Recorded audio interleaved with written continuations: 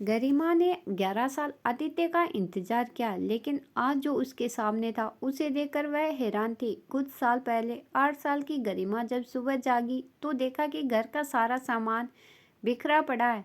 वो भागकर कमरे के बाहर आई तो दीदी चिल्लाई, कुछ भी मत छूना, जाओ जल्दी से तैयार हो जाओ। गरिमा ने हैरानी से पूछा, क्यों दीदी, और ये आप क्या कर रही है? जब दीदी ने बताया कि आज हम सब अपने नए घर में जा रहे हैं तो उसके चेहरे की चमक बढ़ गई। गरिमा जाने कब से अपने नए घर में जाने के लिए बेताब थी। आज आखिरकार वो सब अपने नए घर में शिफ्ट हो रहे थे। गरिमा के पिता वही कस्बे के ऑफिस में बाबू थे, इसलिए वह अपने पिता, माँ, दीदी और बड़े भाई के साथ किराए से रहती थी। कितने सालों से उनका परिवार यही रह रहा था, यहाँ तक कि गरिमा का जन्म भी इसी घर में हुआ था। मकान मालिक गुप्ता जी के साथ उनके परिवार जैसे संबंध बन गए थे। 8 साल की छोटी उम्र में गरिमा को संबंधों का ज्ञान ही कितना था। मकान मालिक का बेटा आदित्य उसे 1 साल ही बड़ा था। दोनों दिन भर साथ रहते, खाते, खेलते। दोनों को ही पढ़ाई से कोई मतलब नहीं था। दीदी तो कभी कभी दोनों के कान खींचकर जबरदस्ती पढ़ाती। आदित्य और गरिमा दोनों को किसी और से कोई मतलब नहीं था, बस दोनों अपनी दुनिया में मस्त थे। आदित्य के बाबा पूछते नहीं अमीर थे, इसलिए आदित्य के पास किसी चीज की कमी न थी। वही गरिमा को नानी की बनाई कपड़े की गुड़िया से ज्यादा कभी कुछ न मिला।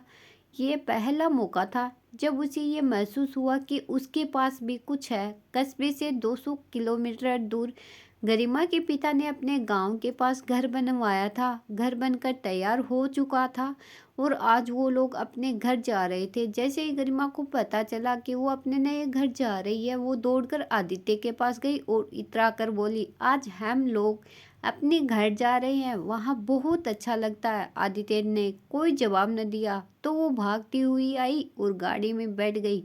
उसकी खुशी का कोई ठिकाना न था। जैसे ही गाड़ी चली तो गरिमा ने देखा सब रो रहे हैं। इतने सालों से रहते हुए वहाँ आसपास के लोगों से उनके संबंध काफी मित्रवत थे। आज उन्हें जाते देख सबकी आंखें भर आई। माँ और दीदी भी रो रहे थे। उसे कुछ समझ नहीं आया कि सब रो क्यों रहे थे। उसने खिड़की के बाहर झांक कर देखा। आदित्य की भूरी आंखें आज उसे सुनने लग रही थी। न वो रो रहा था और न ही कुछ बोल रहा था। धीरे धीरे वो उसकी आंखों से ओझल हो गया। नए घर में आकर 2 दिन ही बीते थे कि वो पिताजी से बोली, पापा हम वापस कब जाएंगे? यहाँ अच्छा नहीं लगता, कोई मेरे साथ खेलने वाला नहीं है। लेकिन बेटा, यही तो अपना घर है, तुम्हें तो घर आने की जल्दी थी। अब जल्दी ही स्कूल में एडमिशन करवा दूंगा तो दोस्त भी मिल जाएंगे, पिताजी ने कहा।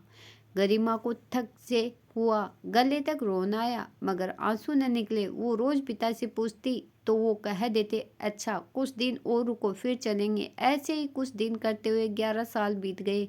न तो गरिमा का सवाल बदला और न ही पिताजी का जवाब। चिट्ठियों से आज भी एक दूसरे का हाल पूछा जा रहा था, मगर ये सिलसिला भी धीरे धीरे बंद हो गया। उसे आज भी कोई दोस्त अच्छा नहीं लगा था। जब भी सहेलियां उसके बेस्ट फ्रेंड का नाम पूछती तो उसका एक ही जवाब होता, आदित्य।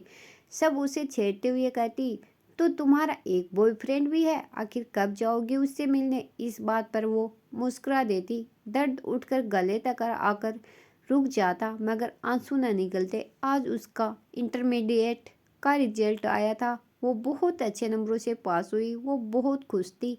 अचानक उसे याद आया कि आदित्य भी तो पास हो गया होगा। पता नहीं उसके कितने नंबर आए होंगे। अपनी पहली उपलब्धि को आदित्य से बांटने के लिए बेताब हो उठी गरिमा बिना कुछ सोचे समझे पिताजी के पास गई और बोली, पापा हम लोग जहाँ पहले रहते थे वहाँ का पोस्टल एड्रेस बताइए। काफ़ी देर बैठी बैठी पिता को सब याद दिलाती रही। पिता से एड्रेस मिलते ही अपनी माँ की तरफ से आदित्य की माँ के लिए एक चिट्ठी लिखी।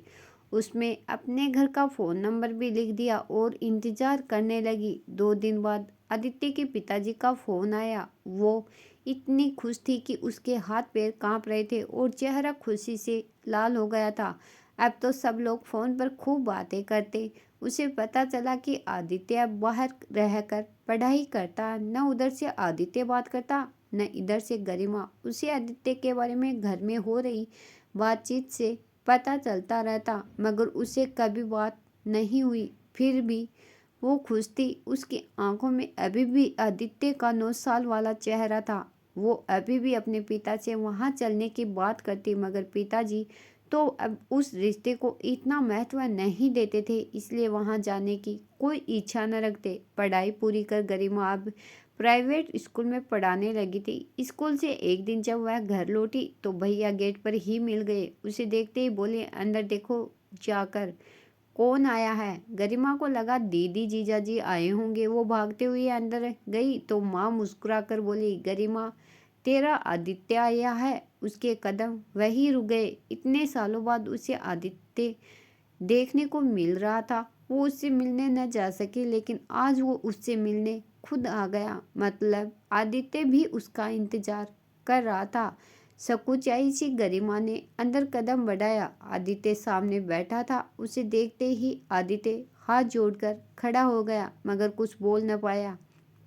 वही बुरी आंखें, आंखों में वही गहराई, लेकिन आज उसकी आंखों में चमक थी।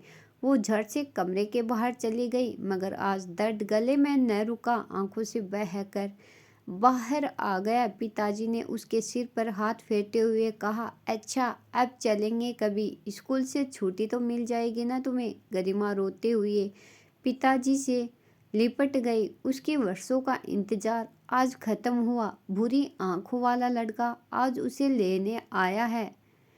अगर मेरी ये कहानी आपको पसंद आई हो तो please like share and new हो तो सब्सक्राइब कर देना।